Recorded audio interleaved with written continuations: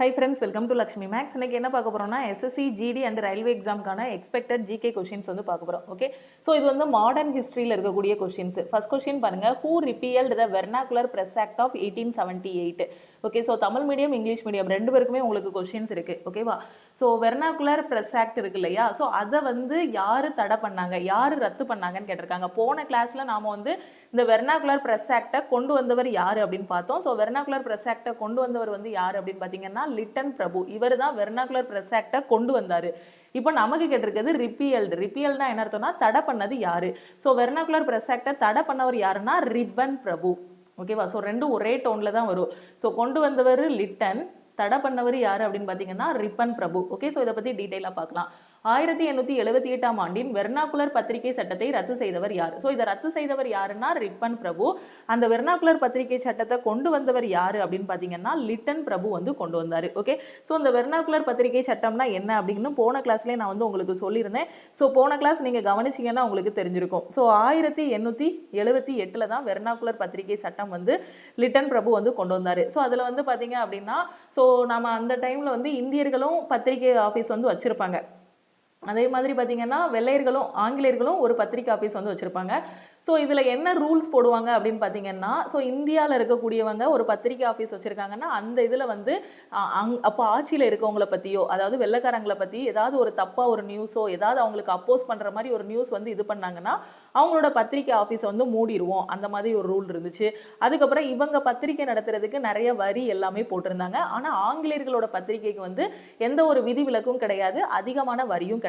So இதுதான் vernacular பத்திரிகை சட்டம். ஓகே, ஸோ இதை யார் கொண்டு வந்தாரு அப்படின்னு பார்த்தீங்கன்னா லிட்டன் பிரபு வந்து கொண்டு வந்தாரு. அதுக்கப்புறம் பார்த்தீங்க அப்படின்னா ரிப்பன் பிரபு வந்து இந்த வெர்னாகுலர் பத்திரிகை சட்டத்தை வந்து தடை பண்ணிட்டாரு. ஓகேவா? ஸோ இந்த ரிப்பன் பிரபுவோட ஆட்சி காலம் வந்து இந்தியாவுக்கு ஓரளவுக்கு ஃபேவராக தான் இருந்திருக்கு. என்ன அப்படின்னு பார்த்தீங்கன்னா, ஸோ 1881 வந்து தொழிற்சாலை சட்டம் அப்படிங்கிறத வந்து ரிப்பன் பிரபு வந்து கொண்டு வருவார். ஓகே, ஸோ அந்த தொழிற்சாலை சட்டத்தின்படி அவர் என்ன சொல்லுவாருன்னா, குழந்தை தொழிலாளர்களை வந்து வேலைக்கு அமர்த்தக்கூடாது.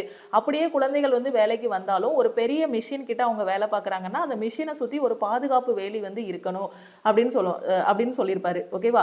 ஸோ அந்த சட்டத்தில் வந்து சொல்லியிருப்பாங்க. ஸோ இதுதான் என்னதுன்னா தொழிற்சாலை சட்டம் 1881 வந்துச்சு. முதல் தொழிற்சாலை சட்டம் 1881 ரிப்பன் பிரபுவால் கொண்டு வரப்பட்டது. ஸோ அதுக்கப்புறம் என்ன பண்ணுவாங்கன்னா உள்ளாட்சி தீர்மானம் எல்லாமே இவரோட காலத்தில் தான் நிறைவேற்றப்பட்டது. ஓகேவா?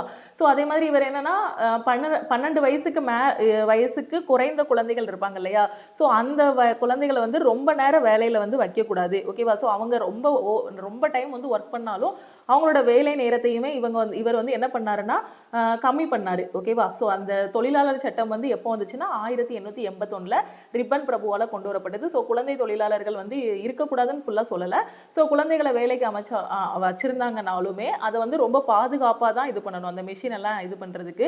அதே மாதிரி 12 வயசுக்கு கீழே இருக்கக்கூடிய குழந்தைகளோ, ஸோ ஒரு 12 வயசுக்குள்ள இருக்கக்கூடிய குழந்தைகளோ ஒரு வேலையில இருக்காங்க அப்படின்னா, ஸோ அவங்களுக்கும் பார்த்தீங்க அப்படின்னா அவங்களோட டைம் ஒர்க்கிங் ஹவர்ஸை வந்து கம்மி பண்ண வரும் இந்த ரிப்பன் பிரபு தான். ஸோ அதுக்கப்புறம் பார்த்தீங்கன்னா ஹண்டர் குழு. ஸோ ஒரு ஹண்டர், அவரோட நேம் வந்து ஹண்டர். ஓகேவா? ஸோ ஒரு ஹண்டர் குழு ஒன்று அமைச்சவர் யாருன்னா இந்த ரிப்பன் பிரபு தான். எதுக்காக அப்படின்னு பார்த்தீங்கன்னா, ஸோ கல்வி சேவைகளுக்காக ஹண்டர் குழு ஒன்று வந்து வச்சிருப்பாரு. ஓகே, அதே மாதிரி பார்த்தீங்கன்னா அந்த எக்ஸாம் இருக்கு இல்லையா, சிவில் சர்வீஸ் எக்ஸாம், அதோட இதை பார்த்தீங்க அப்படின்னா 18 வயசுலேருந்து 21 மாற்றினாரு. அதுக்கப்புறம் பார்த்தீங்க அப்படின்னா லிட்டன் பிரபு வந்து இந்த ரிப்பன் பிரபு வந்து அந்த ஏஜை வந்து சிவில் சர்வீஸ்க்கான எக்ஸாமாக 18லேருந்து 21 மாற்றுவார். அதுக்கப்புறம் லிட்டன் பிரபு வந்து என்ன பண்ணுவாருன்னா திருப்பி 21லேருந்து 18 மாத்திடுவாரு. ஸோ இவர் கிட்டத்தட்ட ஃபேவரா பண்ற மாதிரி பண்ணுவாரு. ஓகேவா? ஸோ ரிப்பன் பிரபு பண்றது எல்லாமே நமக்கு கொஞ்சம் ஃபேவரா இருக்கிற மாதிரி இருக்கும். ஓகே, ஸோ அடுத்த கொஸ்டின் பாருங்க.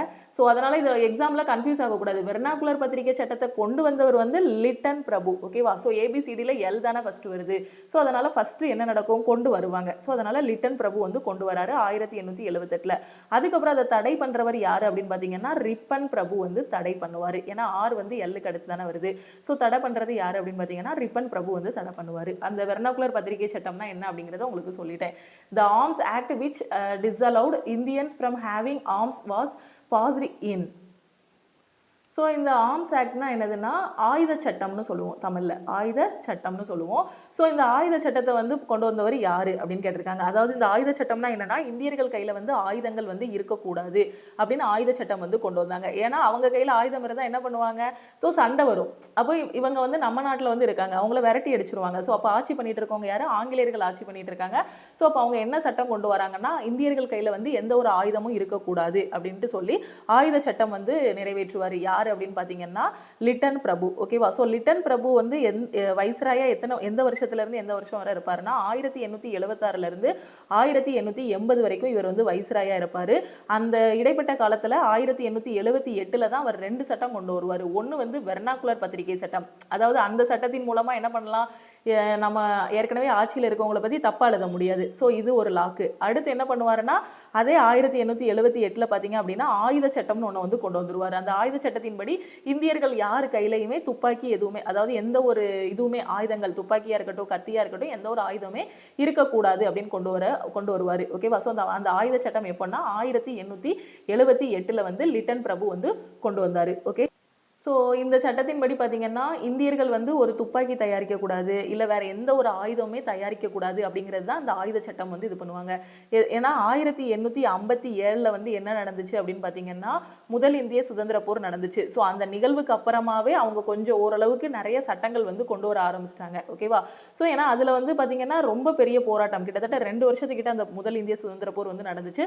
ஸோ அந்த இதுக்கு அப்புறமே என்ன ஆச்சு அப்படின்னு பார்த்தீங்கன்னா நிறைய ஸ்ட்ரிக்டான ரூல்ஸ் எல்லாம் வர ஆரம்பிச்சிருது. அதில் வந்து தான் இந்த வெர்னாகுலர் பத்திரிகை சட்டமும் இந்த 1878 வந்த ஆயுத சட்டமும்.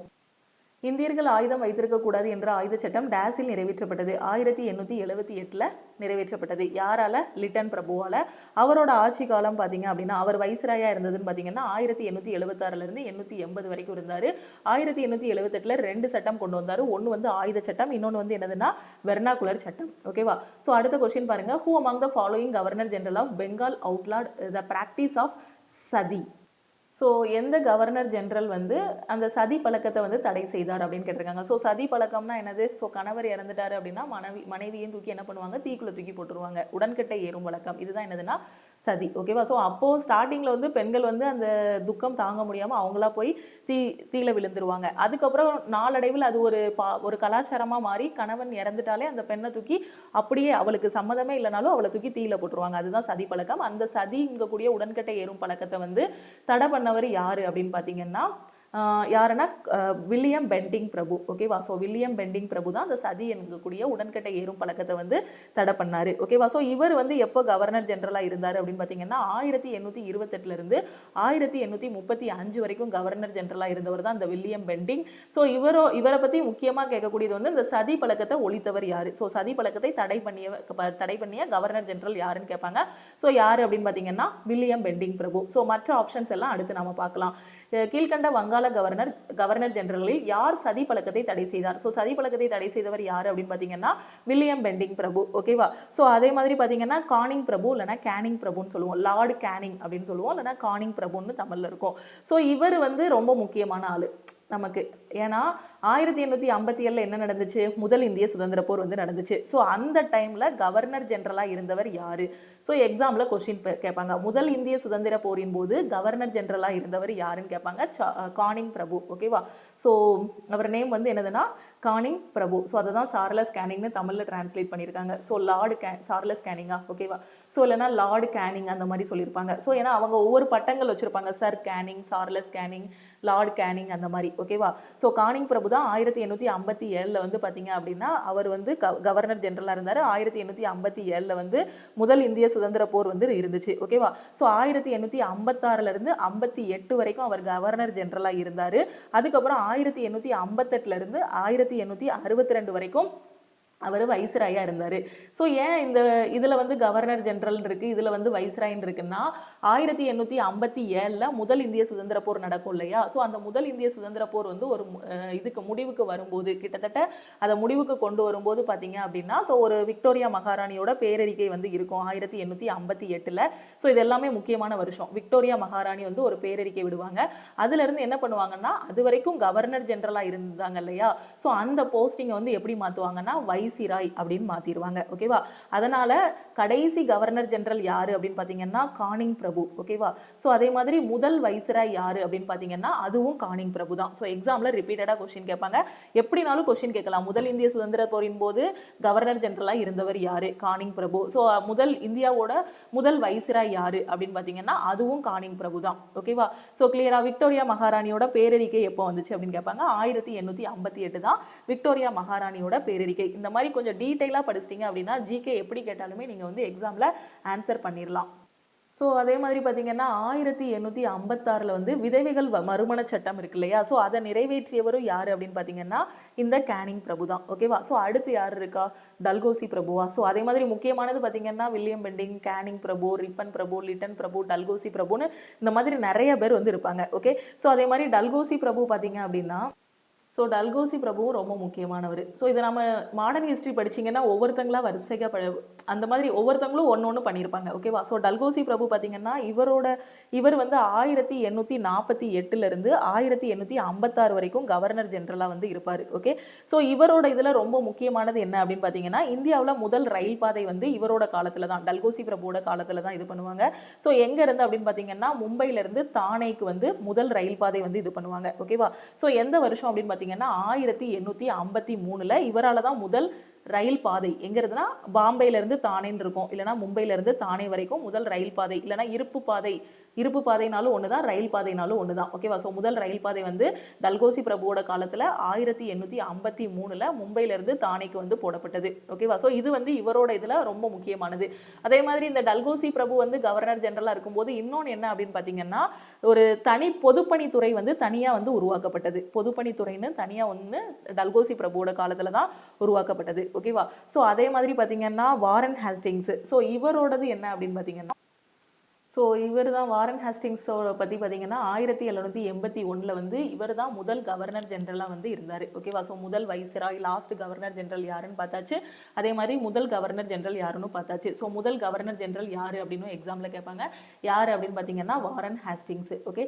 அடுத்த கொஸ்டின் பாருங்க.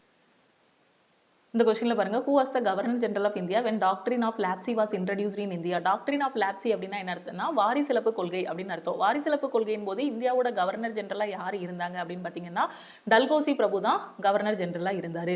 டல்கோசி பிரபு பாத்தீங்கன்னா 1848 இருந்து 1856 வரைக்கும் இந்தியாவோட கவர்னர் ஜெனரலா இவர் வந்து இருந்திருக்காரு. ஓகே. அந்த டைம்ல தான் வாரிசிலப்பு கொள்கையை வந்து இவர் கொண்டு வந்திருக்காரு.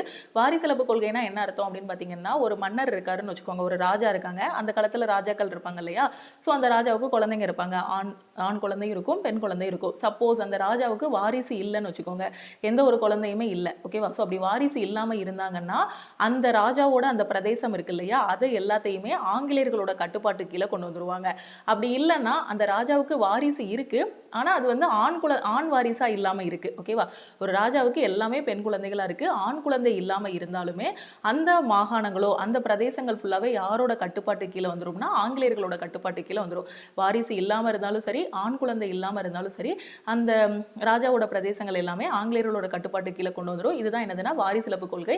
இதை கொண்டு வந்தவர் யாருன்னா டல்கோசி பிரபு. 1848 இருந்து 1856 வரைக்கும் இந்தியாவோட கவர்னர் ஜெனரலா இவர் வந்து இருந்தாரு. இதோட பிளான் என்ன, இந்த வாரிசிலப்பு கொள்கையோட பிளான் என்ன அப்படின்னு பாத்தீங்கன்னா அவங்களோட ஆட்சியை இன்னும் கொஞ்சம் விரிவுபடுத்துறதுக்காக தான் அவங்க ஒவ்வொன்றா புதுசா கொண்டு வந்ததுல ஒண்ணுதான் வாரிசிலப்பு கொள்கை. ஓகேவா? இது மக்கள் மத்தியில் வந்து ஒரு பெரிய அதிருப்தி ஆயிடுச்சு. இந்த கதை எல்லாத்தையுமே நம்ம வந்து உங்களுக்கு ஜிகே கிளாஸ்ல வந்து நான் சொல்லி கொடுத்துருப்பேன். ஓகேவா? அதே மாதிரி அடுத்த ஆப்ஷன் பாருங்க, காரன் வாலிஸ் பிரபு. ஓகேவா? இந்த காரன் வாலிஸ் யாரு? இவர் வந்து 1786 இருந்து 1793 வரைக்கும் இந்தியாவில் வந்து கவர்னர் ஜெனரலா இருந்தாரு. இவர் தான் இந்தியாவோட முதல் கவர்னர் ஜெனரல். ஓகேவா? அதே மாதிரி இன்னொரு ஆள் யாரு? கேனிங் பிரபு கொடுத்துருக்காங்க, இல்லைனா கானிங் பிரபு. இவரை பற்றி நான் அடிக்கடி உங்களுக்கு சொல்லியிருக்கேன். 1857 என்னது முதல் இந்திய சுதந்திர போர், இல்லைனா சிப்பாய் கழகம்னு சொல்லுவோம். அந்த டைமில் முதல் இந்திய சுதந்திர போர் வந்து கிட்டத்தட்ட ஒரு 2 வருஷம் வரைக்கும் நடந்துச்சு. 1859 கிட்ட வரைக்குமே வந்துருச்சு.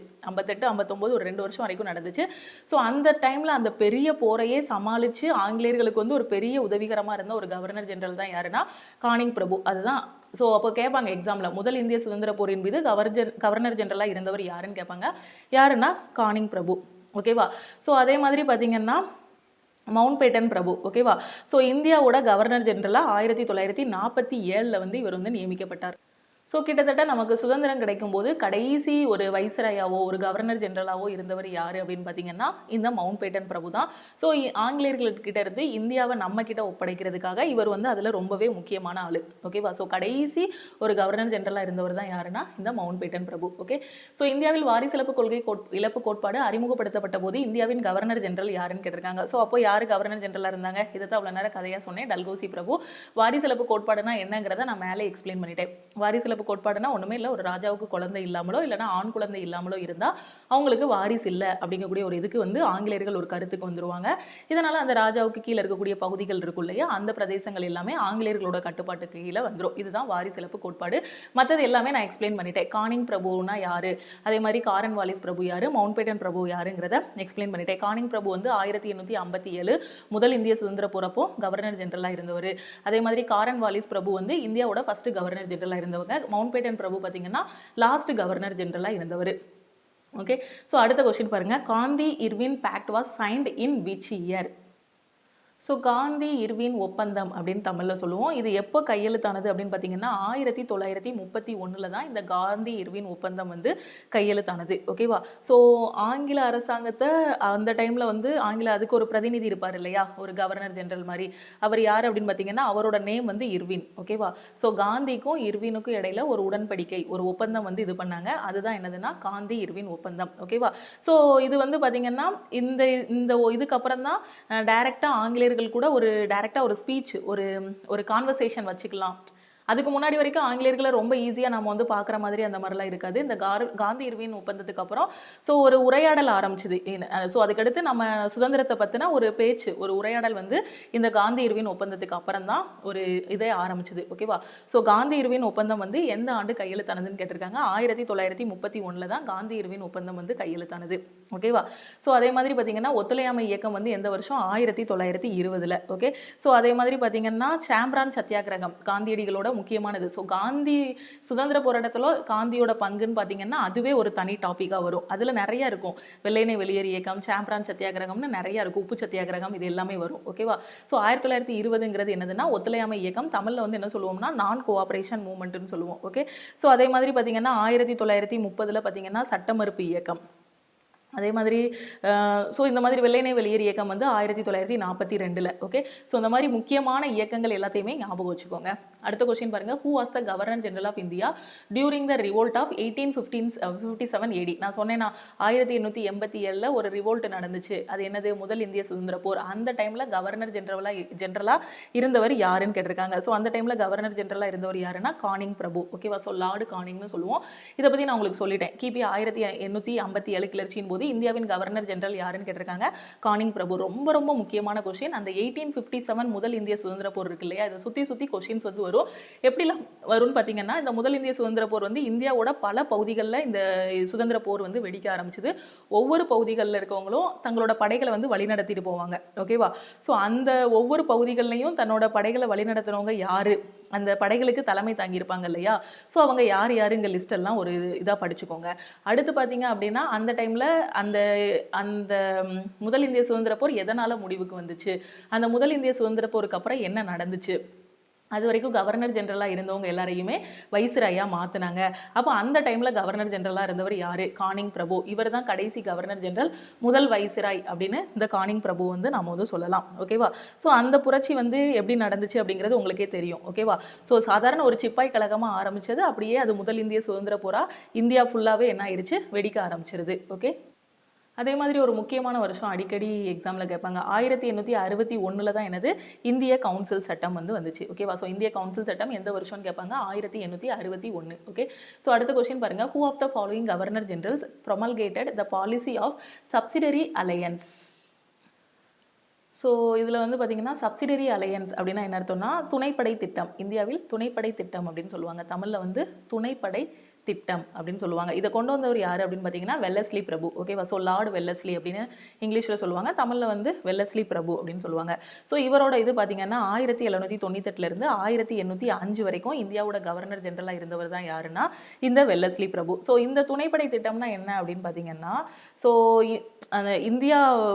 ஸோ இந்திய அரசு இருக்கும் இல்லையா, அதாவது இந்தியாவுக்கும் ஆங்கிலேயர்களுக்கும் இடையில இருக்கக்கூடிய ஒரு ஒப்பந்தம் தான். அதாவது என்னன்னா இந்திய ராஜ்யங்கள் இருக்கும் இல்லையா, இந்திய அரசுன்னு சொல்றதை விட இந்திய ராஜ்யங்கள், நிறைய மன்னர்கள் எல்லாம் ஆட்சி பண்ணுவாங்க இல்லையா, ஸோ அந்த ராஜ்யங்கள் எல்லாத்தையுமே டைரக்டா ஆங்கிலேயர்கள் கிட்ட ஒப்படைக்க மாதிரி சொன்னதுதான் என்னதுன்னா இந்த துணைப்படை திட்டம்.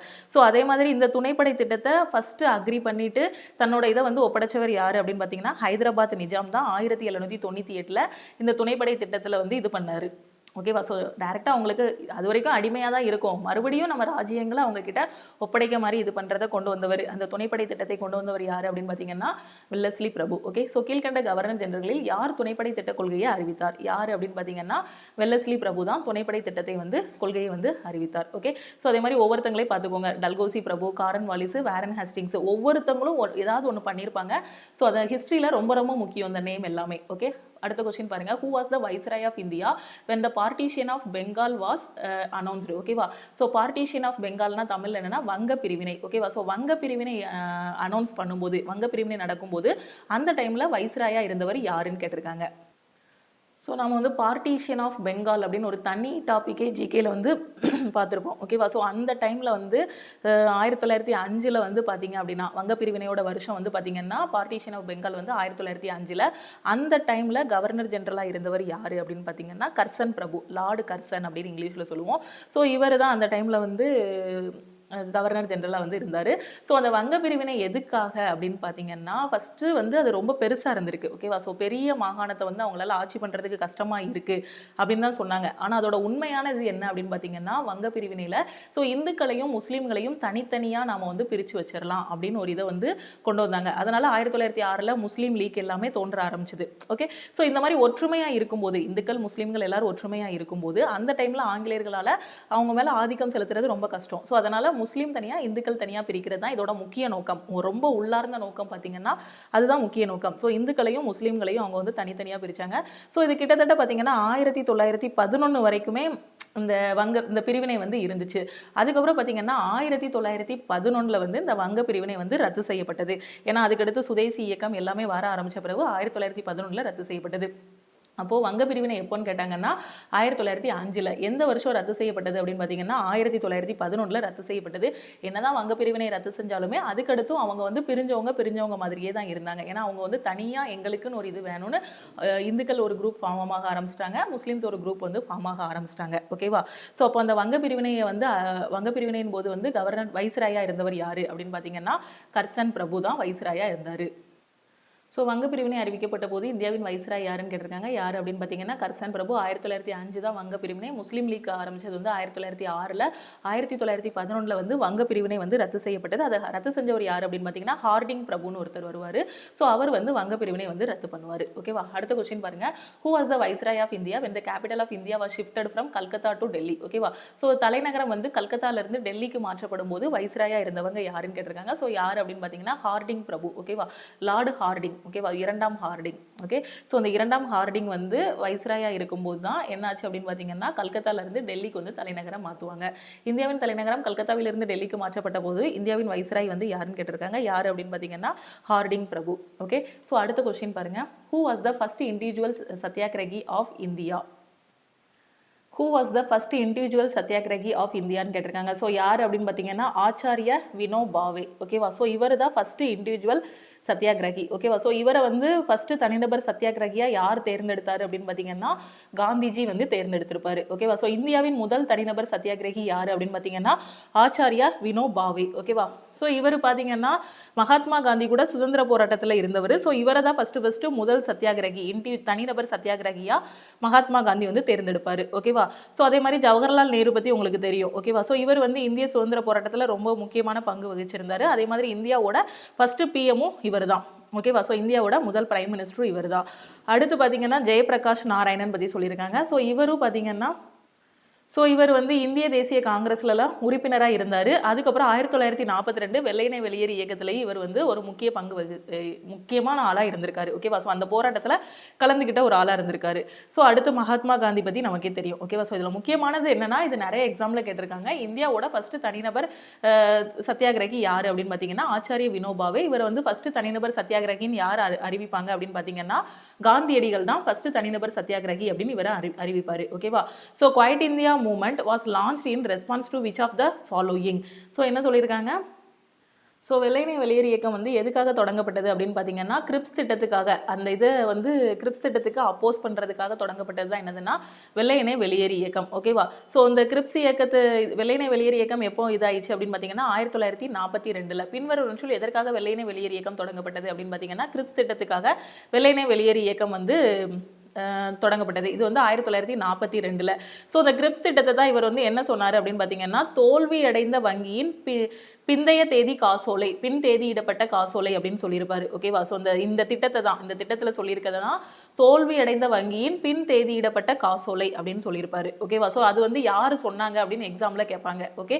ஸோ இங்கிலீஷில் பார்த்தீங்க அப்படின்னா ஸோ பின் தேதியிடப்பட்ட காசோலைன்னு என்னது போஸ்டேட்டட் செக் ஆஃப் ஃபெயிலிங் பேங்க். ஓகேவா. ஸோ அந்த இதை யார் சொன்னாங்க அப்படின்னு கேட்டிங்கன்னா காந்தியடிகள் வந்து இந்த கிரிப்ஸ் திட்டத்தை பற்றி சொல்லும்போது சொல்லுவார் போஸ்டேட்டட் செக் ஆஃப் ஃபெயிலிங் பேங்க்னு சொல்லுவாங்க. ஸோ 1942 தான் வெள்ளையனே வெளியேறு இயக்கம் வந்து ஸ்டார்ட் பண்ணாங்க.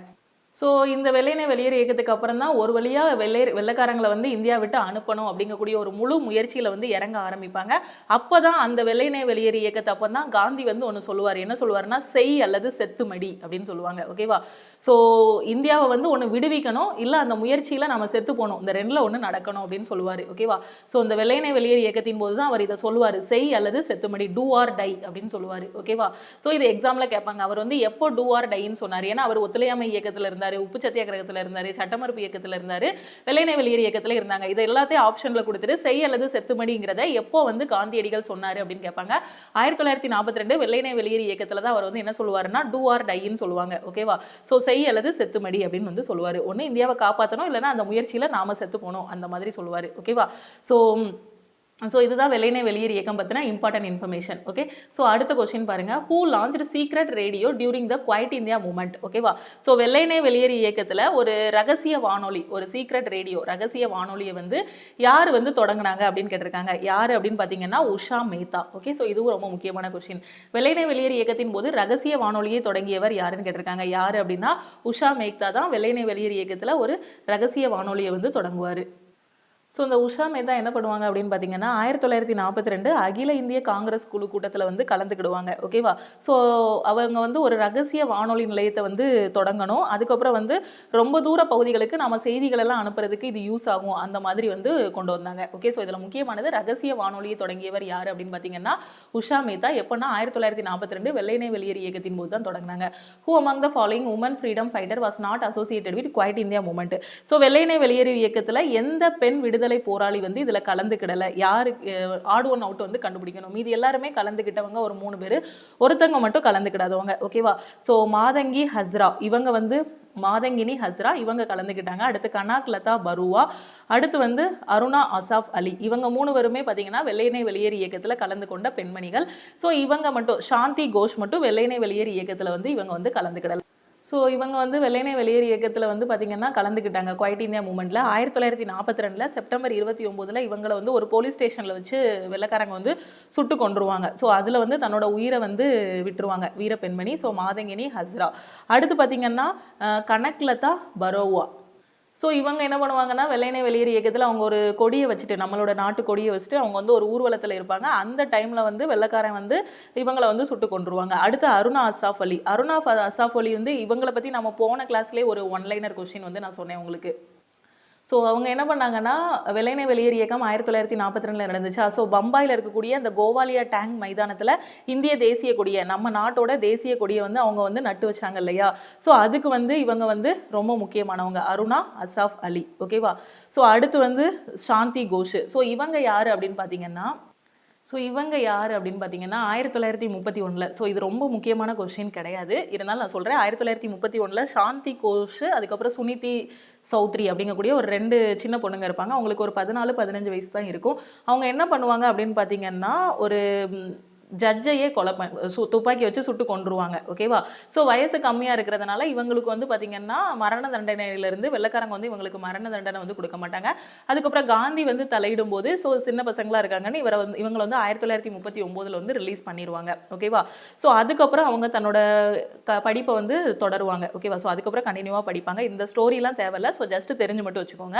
அதுக்கப்புறம் இவங்க யார் அப்படின்னு பார்த்தீங்கன்னா 1962 67 வரைக்கும் மேற்கு வங்காளம் இருக்கு இல்லையா? ஸோ அங்கே வந்து சட்டமன்ற உறுப்பினராக இவங்க வந்து இருந்தவங்க. ஓகே. ஸோ இதில் முக்கியமானவங்க இவங்க 3 பேர். அதில் ரொம்ப முக்கியமானவங்க அருணா அசாஃப் அலி. இவங்களை வச்சு தனியாகவே எக்ஸாமில் ஒன் லைனர் கேட்பாங்க. ஏன்னா பம்பாயில் இருக்கக்கூடிய அந்த குவாலியா டேங்க்ல இந்தியாவோட நம்ம தேசிய கொடியை வந்து இவங்க வந்து நட்டு வச்சாங்க. எப்போன்னா வெள்ளையனே வெளியேறு இயக்கத்தில். அதே மாதிரி கனக்லதா பரோவா, மாதங்கினி ஹஸ்ரா இவங்களும் பார்த்தீங்கன்னா வெள்ளையனே வெளியேறு இயக்கத்தில் வந்து கலந்துக்கிட்டாங்க. ஓகேவா? ஸோ பின்வரும் பெண்களில் யார் வெள்ளையனே வெளியேறு இயக்கத்துடன் தொடர்புடையவர் அல்ல? யார் அப்படின்னு பார்த்தீங்கன்னா சாந்தி கோஷ் மட்டும். இதெல்லாம் நான் ஆல்ரெடி எக்ஸ்பிளைன் பண்ணிட்டேன் உங்களுக்கு. Who was the founder of Forward Bloc? ஓகேவா? ஃபார்வர்ட் பிளாக்கோட ஃபவுண்டர் யாருன்னு கேட்டிருக்காங்க. ஸோ ஃபார்வர்ட் பிளாக்கை நிறுவியவர் யார் அப்படின்னு பார்த்தீங்கன்னா நேதாஜி. ஸோ சுபாஷ் சந்திரபோஸ் தான் ஃபார்வர்ட் பிளாக் வந்து நிறுவினார். ஓகேவா? ஸோ எப்போ அப்படின்னு பாருங்க 1940 ஜூன் 22. ஓகேவா? ஸோ அதுதான் அதோட ஃபவுண்டேஷன் டே. So 1940 June 22. ஓகேவா? ஸோ ஃபார்வர்ட் பிளாக்கை நிறுவியவர் யாருன்னு எக்ஸாமில் அடிக்கடி கேட்பாங்க. யார் அப்படின்னு பார்த்தீங்கன்னா நேதாஜி சுபாஷ் சந்திரபோஸ். ஓகேவா? ஸோ அடுத்த கொஸ்டின் பாருங்க. Quit India movement was adopted by Indian National Congress by dash at dash. என்ன கேட்டிருக்காங்க? ஸோ குவைட் இந்தியா மூவ்மெண்ட் வந்து யார் வந்து அக்செப்ட் பண்ணிட்டாங்க? வெள்ளையனே வெளியேறு இயக்கத்தை இந்தியன் நேஷனல் காங்கிரஸ் இருக்கு இல்லையா? ஸோ இந்தியன் நேஷனல் காங்கிரஸோட அந்த கமிட்டி நடக்கும்போது யார் வந்து அக்செப்ட் பண்ணிட்டாங்க? எந்த இடத்துல வச்சு அக்செப்ட் பண்ணாங்க? ஸோ யார் அப்படின்னு பார்த்தீங்கன்னா மகாத்மா காந்தி. 1942 இந்திய தேசிய காங்கிரஸ் இருக்கு இல்லையா? ஸோ அதோட கமிட்டி எங்கே நடந்துச்சு அப்படின்னு பார்த்தீங்கன்னா பாம்பேல நடந்துச்சு. ஓகேவா? ஸோ அந்த பாம்பேல நடந்த ஐஎன்சியோட அந்த மாநாட்டில் அந்த கமிட்டியில் பார்த்தீங்கன்னா மகாத்மா காந்தி வெள்ளையனே வெளியேறு இயக்கத்தை நாம் வந்து பண்ணலாம் அப்படின்ட்டு வந்து அடாப்ட் பண்ணிக்கிட்டாரு. ஓகேவா? ஸோ எந்த இடத்துலனா பாம்பேல. ஓகேவா? ஸோ யார் அப்படின்னு பார்த்தீங்கன்னா மகாத்மா காந்தியால் அவர் வந்து அக்செப்ட் பண்ணிக்கிட்டாரு. ஓகேவா? ஸோ அந்த டைமில் பாம்பேல அந்த ஐஎன்சி நடக்கும்போது அந்த ஐஎன்சிக்கு தலைவராக இருந்தவங்க யார் அப்படின்னு பார்த்தீங்கன்னா அந்த ஐஎன்சியோட தலைவராக வந்து அபுல் கலாம் ஆசாத் வந்து இருந்தார். ஓகேவா? ஸோ புரிஞ்சிருச்சா? ஸோ இந்திய வெள்ளையனே வெளியேறு இயக்கம் இந்திய தேசிய காங்கிரஸால் டேஸில் ஏற்றுக்கொள்ளப்பட்டது. யாராலனா மகாத்மா காந்தியால். ஸோ பாம்பேயில் நடந்த ஐஎன்சி அந்த கமிட்டியில் வச்சு ஏற்றுக்கொள்ளப்பட்டது. ஓகேவா? ஸோ எந்த வருஷம் நடந்துச்சு அப்படின்னு பார்த்தீங்கன்னா 1942 ஐஎன்சியோட கமிட்டி நடக்கும்போது பாம்பேயில் வச்சு மகாத்மா காந்தி வந்து அதை ஏற்றுக்கிட்டாரு. Cabinet mission was presided over by. So cabinet mission வந்து யாரோட தலைமையில் இருந்துச்சு அப்படின்னு பார்த்தீங்கன்னா யார் தலைமை தாங்கினாங்க அப்படின்னு பார்த்தீங்கன்னா சர் பெத்திக் லாரன்ஸ். இல்லைனா அவரை வந்து சுருக்கமாக சர் பி லாரன்ஸ் அப்படின்னு சொல்லுவாங்க. அமைச்சரவை குழுவிற்கு தலைமை தாங்கியவர் யார் அப்படின்னு பார்த்தீங்கன்னா சர் பி லாரன்ஸ். இவர் தான் அமைச்சரவை குழுவுக்கு வந்து தலைமை தாங்கினார். ஓகேவா? ஸோ இது எல்லாமே மாடர்ன் ஹிஸ்ட்ரியில் இருக்கக்கூடிய ஒன்லைனர் கொஸ்டின்ஸ். ஸோ நம்ம இது போக இருக்கக்கூடிய முக்கியமான ஒன்லைனர் கொஸ்டின்ஸ் எல்லாமே டிஸ்கஸ் பண்ணலாம். இது வரக்கூடிய SSC GD எக்ஸாமுக்கும் சரி, அதுக்கடுத்து வரக்கூடிய RPF எக்ஸாமுக்கும் ரொம்ப ரொம்ப யூஸ்ஃபுல்லாக இருக்கும்.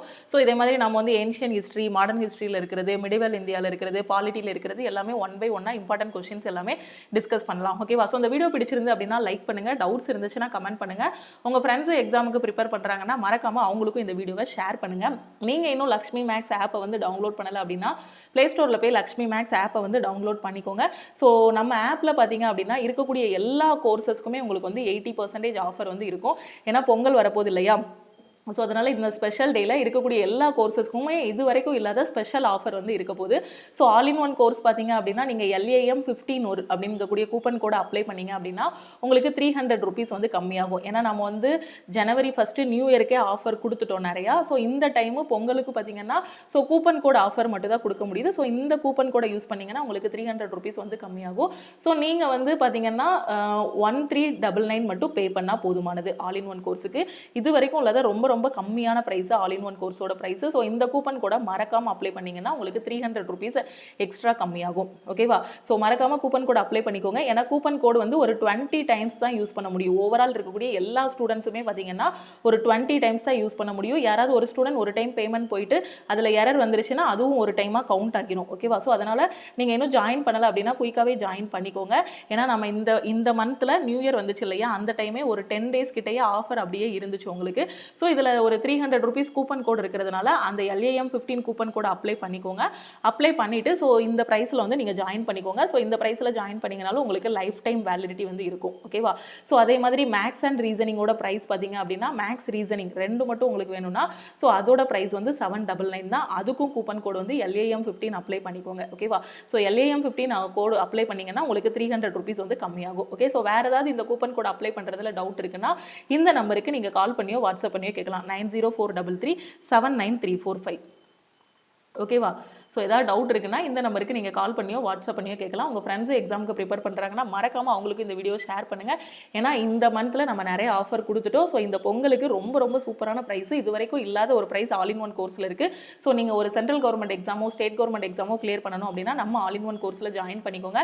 இதில் உங்களுக்கு எல்லாமே கவர் ஆகும். Maths, reasoning, general awareness, previous year questions, English, அதே மாதிரி பார்த்தீங்கன்னா ரிவிஷன் கிளாஸஸ், பிப்ரவரியிலேருந்து லைவ் கிளாஸஸ். இப்போதைக்கு இது எல்லாமே ரெக்கார்டட் கிளாஸஸாக உங்களுக்கு இருக்கும். இனி உங்களுக்கு என்ன இருக்கும் அப்படின்னு பார்த்தீங்கன்னா லைவ் கிளாஸஸ் பிப்ரவரியிலேருந்து இருக்கும். நீங்கள் இப்போ இருக்கக்கூடிய கிளாஸஸ் எல்லாம் பார்த்தீங்கன்னா தான் லைவ் கிளாஸில் இருக்கும்போது உங்களுக்கு நல்லா புரியும்.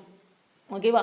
ஸோ இந்த கூப்பன் கோடு வந்து 20 மெம்பர்ஸ் தான் யூஸ் பண்ண முடியும். ஸோ ஆனால் இந்த கூப்பன் கோடு வந்து நாளைக்கு வரைக்கும் இருக்கும். ஆனால் 20 மெம்பர்ஸ் தான் யூஸ் பண்ண முடியும். ஸோ நீங்கள் இன்னும் ஜாயின் பண்ணலன்னா குயிக்காக ஜாயின் பண்ணிக்கோங்க. அதனால தான் நான் திருப்பி சொல்கிறேன். ஓகேவா?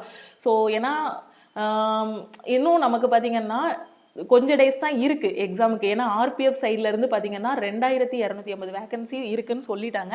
அதுக்கான நோட்டிஃபிகேஷன் இன்னும் ஃப்ரெஷ்ஷாக அப்ளை பண்ணுறதுக்கான நோட்டிஃபிகேஷனும் ரிலீஸ் பண்ணுவாங்க. ரிலீஸ் பண்ணும்போது மேபி இன்னும் வேகன்சிஸ் அதிகமாகலாம். நம்ம அப்ளை பண்ணிவிட்டு அதுக்கப்புறம் உட்காந்து படித்தோம் அப்படின்னா ஸோ ரொம்பவே டைம் எடுக்கும். ஏன்னா அவ்வளோ கண்டென்ட் இருக்குது, சிலபஸ் அதிகமாக இருக்குது. ஜென்ரல் அவேர்னஸ்லாம் சிலபஸ் பார்த்தீங்கன்னா ancient history, medieval history, modern India, polity, அதுக்கப்புறம் பார்த்தீங்கன்னா எக்கனாமி இருக்கும், அப்புறம் ஸ்டாட்டிக் ஜிகே இருக்கும், கரண்ட் அஃபேர்ஸ் இருக்கும். இந்த மாதிரி ஒவ்வொன்றுக்குள்ளேயும் நிறைய ஒரு கடல் மாதிரி போயிட்டே இருக்கும். அப்போ நம்ம இப்போ இருந்து ஸ்டார்ட் பண்ணணும். அப்போ மேக்ஸ் அண்ட் ரீசனிங்கில் ஸ்ட்ராங் ஆகணும். ஸோ திருப்பி ப்ரீவியஸ் இயர் கொஸ்டினை ப்ராக்டிஸ் பண்ணணும். அப்படி பண்ணால் மட்டும் தான் எக்ஸாம் கிளியர் பண்ண முடியும். அதுக்காக தான் நான் முதல்ல உங்களை படிக்க ஆரம்பிங்கன்னு சொல்கிறேன். நோட்டிஃபிகேஷன் வந்ததுக்கப்புறம் ப்ராசஸ் எல்லாமே ரொம்ப ஸ்பீடாக இருக்கும். ஏன்னா 2018க்கு அப்புறம் ஸோ சொல்லப்போனால் 2019 கூட வச்சுக்கிடுவோமா. ஏன்னா 2019 தான் NTPCயோட நோட்டிஃபிகேஷன் வந்துச்சு. 2019க்கு அப்புறம் 5 வருஷம் நமக்கு ஆகுது. ஓகேவா? ஸோ ரயில்வேலேருந்து எந்த ஒரு நோட்டிஃபிகேஷனுமே வரல. ஆனால் இதுக்கு அடுத்து வரக்கூடிய இந்த 2024 வரக்கூடிய நோட்டிஃபிகேஷன் எல்லாமே ஸோ ரொம்பவே ஸ்பீடாக இருக்கும் ப்ராசஸ். ஸோ நீங்கள் இன்னும் நான் வந்த பிறகு தான் படிக்க ஆரம்பிப்பேன்னீங்கன்னா ஸோ நம்ம கையில் டைம் இருக்காது. ஓகேவா? ஸோ ஜாயின் பண்ணிட்டு படிங்க. ஸோ இதில் வீக்லி ஸ்டடி பிளான் எல்லாமே இருக்குது. இதை கரெக்டாக ஃபாலோ பண்ணிக்கோங்க. பிப்ரவரியிலேருந்து நம்ம லைவ் கிளாஸ் கொண்டு போகும்போது இன்னுமே உங்களுக்கு ஹெல்ப்ஃபுல்லாக இருக்கும். ஸோ அதனால் குயிக்காக ஜாயின் பண்ணிட்டு படிங்க. இப்போ ரெக்கார்டட் கிளாஸஸ் பார்த்தீங்கன்னா தான் அப்போ லைவ் கிளாஸில் வந்து இருக்கும்போது எல்லாமே புரியும். ஒரே நாளில் எல்லாமே படித்து முடிக்க முடியாது. சிலபஸை முடிச்சுட்டு ஒரு எக்ஸாமுக்கு ரெடி ஆகிறதுக்கு குறைஞ்சது 6 மாதம் ஆகும். ஓகேவா? ஸோ அதே மாதிரி நீங்கள் இன்னும் நம்ம டெலகிராம் குரூப்பு, டெலகிராம் சேனலில் ஜாயின் பண்ணலை அப்படின்னா டெலகிராம் குரூப்லையும் டெலகிராம் சேனல்லையும் ஜாயின் பண்ணிக்கோங்க. ஓகேவா? ஸோ வேறு ஏதாவது டவுட் இருக்குது அப்படின்னா இந்த நம்பருக்கு கால் பண்ணியோ வாட்ஸ்அப் பண்ணியோ கேட்டுக்கோங்க. நம்ம ஆப்பை எப்படி டவுன்லோட் பண்ணணும் அப்படின்னா ப்ளே ஸ்டோரில் போய் நீங்கள் டவுன்லோட் பண்ணிக்கலாம். வீடியோ கீழே இருக்கக்கூடிய டிஸ்கிரிப்ஷன்லேயே ஆப்போட லிங்க் வந்து கொடுத்துருப்பேன். ஸோ அதை கிளிக் பண்ணியும் நீங்கள் வந்து ஜாயின் பண்ணிக்கலாம். உங்களோட மொபைல் நம்பர் மட்டும் என்ட்ரு பண்ணால் போதுமானது. அதுக்கப்புறம் நீங்கள் all in one course open பண்ணிவிட்டு பை நவ் கொடுத்து ஜாயின் பண்ணிக்கோங்க. ஓகேவா? ஸோ LAM 15 இந்த கூப்பன் கூட 20 டைம்ஸ் எல்லா ஸ்டூடெண்ட்ஸுக்குமே சேர்த்து 20 டைம்ஸ் தான் யூஸ் பண்ண முடியும். ஸோ அதனால் கூப்பன் கூட அப்ளை பண்ணிக்கோங்க. ஸோ 300 rupees கம்மியாகும். ஸோ ஜாயின் பண்ணிக்கோங்க. ஓகேவா? ஸோ வேறு ஏதாவது டவுட் இருக்குன்னா இந்த நம்பருக்கு மறக்காமல் கால் பண்ணியோ வாட்ஸ்அப் பண்ணியோ கேட்டுக்கோங்க. ஸோ அதே மாதிரி இன்னும் ஸ்டூடெண்ட்ஸோட சக்ஸஸ் ஸ்டோரி எல்லாமே இருக்குது. நான் எஸ்டர்டே கூட ஒரு ஸ்டூடெண்ட்டோட சக்ஸஸ் ஸ்டோரி உங்களுக்கு நம்ம கம்யூனிட்டி டேப்லையும் போட்டிருந்தேன், வீடியோலையும் சொல்லியிருந்தேன். அதே மாதிரி அந்த ஸ்டூடெண்ட்டும் அவரோட சக்ஸஸ் ஸ்டோரி வந்து வீடியோ ரெடி பண்ணிடுவார். அதுக்கடுத்து நான் உங்களுக்கு வந்து அப்லோட் பண்ணுறேன். ஸோ நீங்களும் படிங்க. அடுத்து உங்களோட சக்ஸஸ் ஸ்டோரி நீங்கள் வந்து சொல்லணும். ஓகேவா? ஸோ டெய்லி படிச்சிங்கன்னா கண்டிப்பாக கிளியர் பண்ணலாம். ஓகேவா? ஸோ திருப்பியும் நம்ம அடுத்த கிளாஸில் மீட் பண்ணலாம். தேங்க்யூ.